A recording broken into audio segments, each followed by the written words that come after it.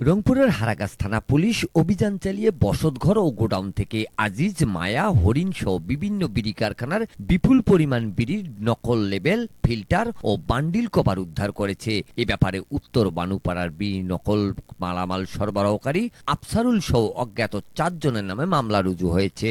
পুলিশের সূত্র জানায় 15 জুন সোমবার রাতে গোপন সংবাদের ভিত্তিতে হারাগাছ থানার ওসির দিক নির্দেশনায় এসআই রুহুল আমিন, মঞ্জুরুল হক সহ পুলিশের একটি টিম হারাগাছ পৌর শহরের উত্তর বানুপাড়া এলাকায় আফসারুলের পাকা বাড়িতে অভিযান চালিয়ে বসতঘর ও গোডাউন থেকে প্লাস্টিকের বস্তায় ভরা ও খোলা আজিজ, মায়া, হরিণ, আনসার, হালিম, রাশিদা, আকিজ বিড়ির 1165 কেজি নকল লেবেল, ফিল্টার, বান্ডিল কভার ও কিউআর কোড উদ্ধার করে। তবে পুলিশের উপস্থিতি টের পেয়ে আগেই বিড়ির নকল মালামাল সরবরাহকারী আফসারুল পালিয়ে যায়। পরে আফসারুলের বসতঘর ও গোডাউন থেকে উদ্ধার হওয়া আজিজ সহ বিভিন্ন বিড়ির বিপুল পরিমাণ নকল লেবেল, ফিল্টার, বান্ডিল কভার ও কিউআর কোড থানায় নিয়ে আসে পুলিশ।